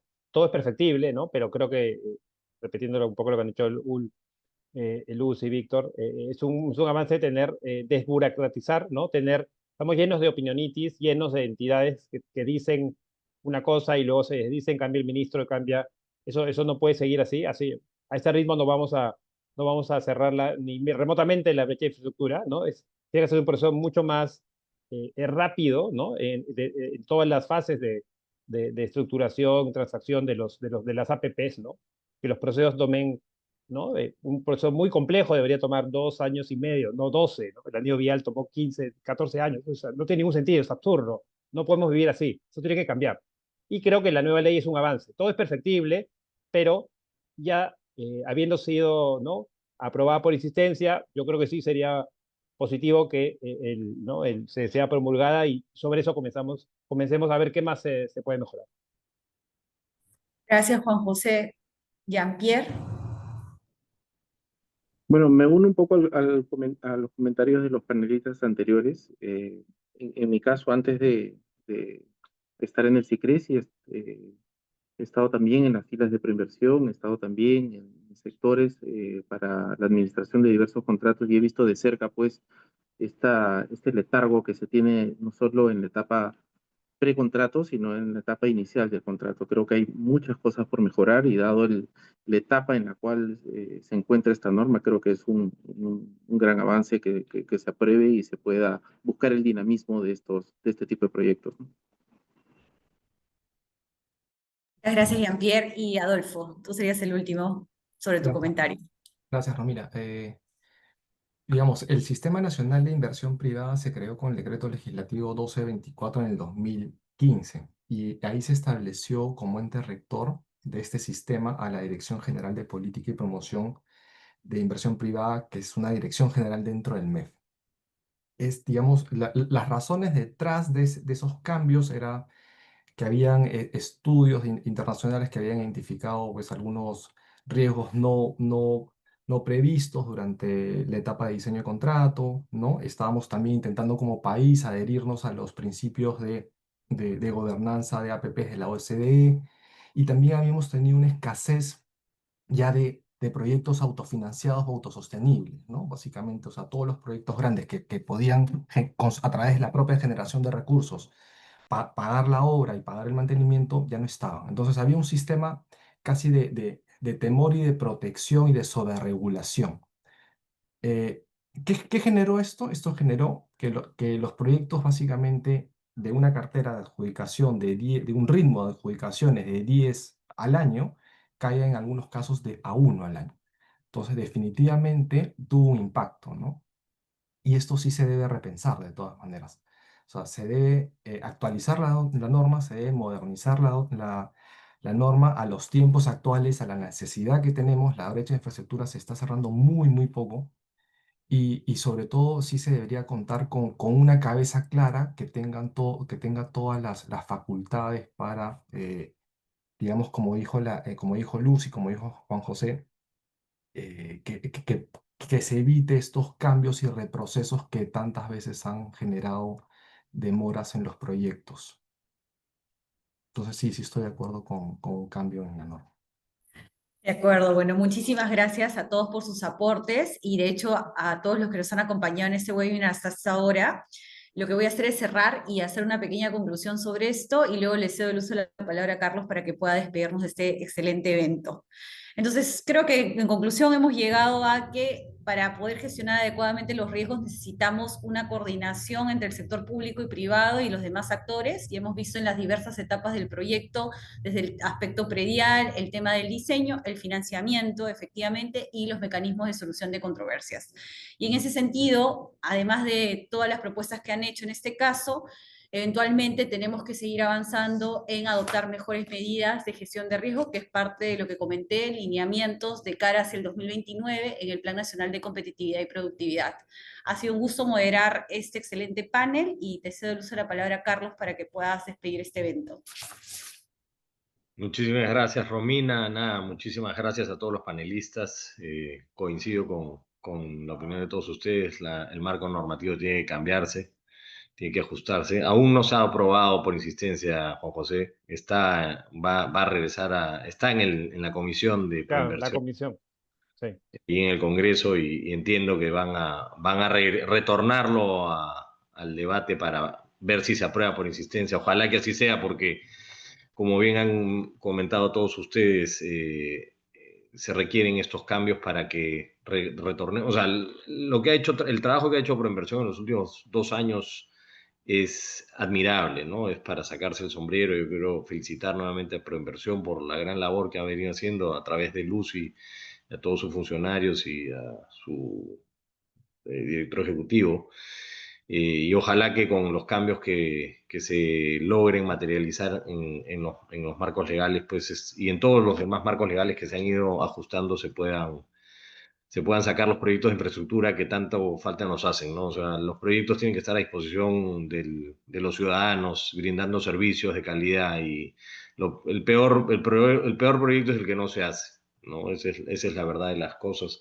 Y nada, desde el gremio de construcción e ingeniería, agradecer a todos ustedes, a todos los participantes, y recogemos todos sus aportes, sus sugerencias, para como gremio hacerlos llegar institucionalmente a las instancias correspondientes que nos permitan colaborar en que los marcos normativos se sigan mejorando, porque lo que necesitamos es más obras, más proyectos, más trabajo, más dinamismo en la economía, y sobre todo servicios de calidad a favor de los ciudadanos.